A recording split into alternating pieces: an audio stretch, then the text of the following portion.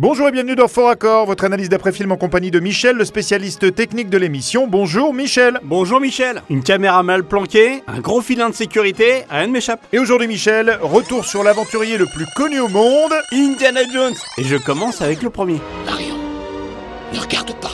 Ferme les yeux, Marion, ne regarde pas quoi qu'il arrive. L'audio suffit, t'inquiète pas. Vous voyez cette étudiante là?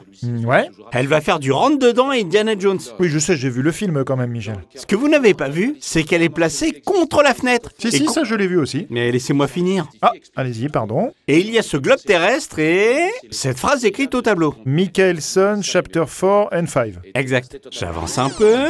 Pas de questions?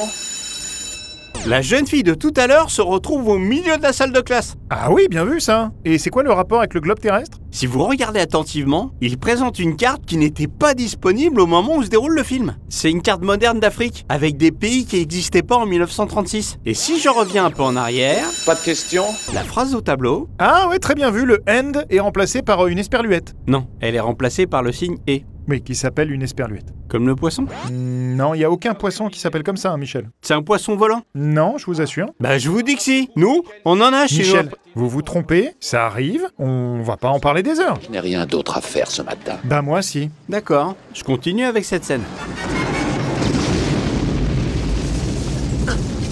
Alors là, j'ai rien vu. Je vous la repasse. Juste avant l'explosion, on peut apercevoir Ah mais oui, la vache, c'est une caméra ça. qu'Indiana Jones vient cacher ensuite. Voilà, je passe à Indiana Jones 2. Plus connu sous le nom de Temple Maudit. Ne regarde pas, ferme les yeux! Fais comme tu veux Marion, mais tu vas rater quelque chose. Regardez bien 2001 ici. Il est réveillé par la bagarre. Ouais, normal. Ce qu'il est moins, c'est... qu'il se réveille à nouveau. Donc soit quelqu'un de l'équipe a pas bien fait son travail, soit le gamin est narcoleptique. Et le tournage a dû être sacrément compliqué. Est-ce que vous faites de l'humour ou suis-je brusquement devenu dur d'oreille? C'était sarcastique. Je passe à cette séquence dans laquelle Indiana Jones désarme le thug et envoie valser son sabre à côté. Enfin Michel, il l'envoie pas valser à côté, là, il l'envoie très loin. C'est ce que je voulais vous entendre dire. Incroyable, comme si c'était écrit. Donc, comme vous avez raison, et qu'il l'envoie loin, comment Indiana Jones peut se retrouver avec le sabre en main? Ah oui, je sais pas ça. Ouais, vous avez raison, c'est une boulette. Une boulette qui nous ferait oublier une seconde boulette dans la même scène. Regardez Indiana Jones. Il court avec le sabre dans la main gauche et le fouet dans la main droite. Avant que...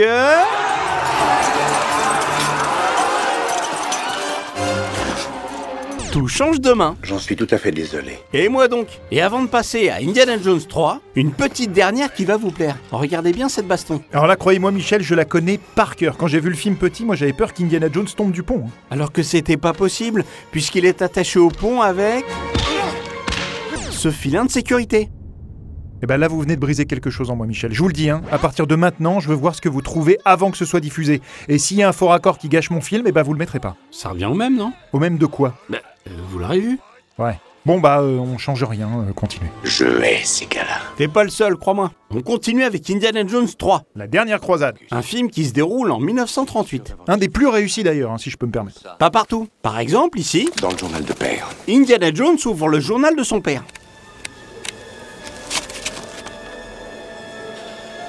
Regardez cet article qui évoque les statistiques de mariage. De quoi? Oh non, ah oui, non, là c'est dommage. Statistique entre 1938 et 1943, alors que ça se passe en 1938. Nom de Dieu!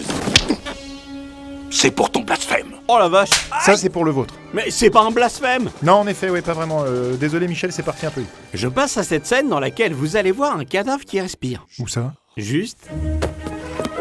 ici. Regarde ce que tu as fait! Ah oui, il respire bien le monsieur, c'est très drôle ça. Maintenant, si je vous dis que j'ai mieux, Il n'y a qu'un moyen de le savoir. c'est de vous le montrer évidemment. Regardez bien. Non! C'est mieux passé que beaucoup d'autres. Attendez là, est-ce que j'ai bien vu ce que j'ai vu Michel? Je crois bien, oui. Je la repasse pour ceux qui l'ont raté. Indiana Jones a pour idée de faire démarrer le bateau sans personne dedans. Mais ces bateaux-là, pour qu'ils avancent, il faut accélérer comme pour une moto, en tournant la poignée ici. Et c'est là qu'intervient notre technicien, caché sous la bâche, et qui sort C'est mieux passé que beaucoup d'autres. sa petite mimine pour lancer le moteur. Venez, père! Venez! On fait du bâton. Alors là, bravo Michel, fallait vraiment le voir. Et pour finir cette émission, je passe à Indiana Jones 4. Le royaume du crâne de cristal. Il n'y a aucun de nous qui a pu voir le film en entier. Moi, j'ai été obligé, mais j'avais pas envie. Oh, ça va Michel, bon, il est pas exceptionnel, mais il est pas raté non plus. Ça dépend où on place ses limites. Alors, ce qu'on peut reconnaître au film, c'est qu'il y a des plans très cinématographiques, comme celui-là. Désolé, c'est aussi valable pour vous, colonel. Le Pentagone a fait reporter... Ouais, en effet, là, c'est très bien réalisé, du Spielberg, quoi. Par contre, ils ont choisi entre l'image et la logique. Ouais, alors là, je vous écoute. Je vous la repasse. Il avance. Salut militaire. Et... Désolé, c'est aussi valable pour vous, colonel. Le Pentagone... hop! Expliquez-moi comment les soldats américains n'ont pas vu la file indienne de soldats russes cachée derrière le mec. Ouais, maintenant que vous le dites... Enfin, comme ça, en tout cas, j'ai pas d'explication là tout de suite maintenant. Avouez quand même que c'est n'importe quoi. À se demander s'il y avait un réalisateur.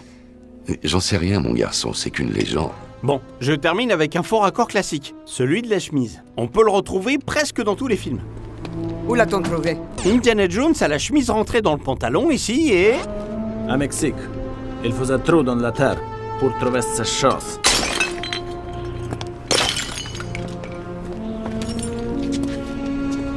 Vous n'êtes pas du coin, je me trompe. les mains le long du corps. Et sans aucune explication... Professeur Jones. À votre façon de rouler les airs avec gourmandise, je dirais pour ma part de l'Est de l'Ukraine. Dans les mille. Colonel Professeur Irina Spalko.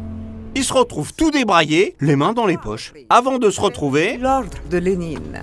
Et aussi la médaille de héros du travail socialiste. Et pourquoi? avec les mains de nouveau hors des poches. Tu t'es bien débrouillé, bien débrouillé. Bien vu Saint-Michel, c'est classique, mais c'est pas mal pour terminer. C'est la fin de cette émission. On se retrouve très bientôt pour un nouveau Faux Raccord. Et j'aurai du lourd, du très très lourd. Je peux vous dire un truc ? Je vous écoute. Vous m'avez repris pendant l'émission et ça va être vu par tout le monde. Alors que moi, j'ai pas insisté pour pas vous donner tort. Vous parlez de quoi exactement ? L'esperluette. Mais l'esperluette quoi, Michel ? Ça existe pas, votre truc, ça ressemblerait à quoi ? Un poisson qui a des ailes. Non, Michel, le seul poisson qui a des ailes, c'est le grondin volant. C'est une espèce de poisson marin qui appartient à la famille des dactyloptéridés. L'esperluette aussi. Regardez, j'ai même une photo. Non, c'est un épervier, ça, Michel. Ah oui, c'est ça, vous avez raison. Un épervier, c'est comme un petit aigle, donc vous pouvez pas les pêcher, concrètement. Vous les pêchez, c'est ça ? Putain, mais comment vous faites pour pêcher des rapaces, Michel ? Je sais pas quoi dire. Je découvre que c'est pas des poissons. Non, mais peu importe ça, comment vous faites ? On attache des poids à leurs nageoires, on les jette dans l'eau et ensuite, on essaie de les attraper à l'hameçon. C'est des pattes, Michel, même des cerfs, pas des nageoires. Ouais.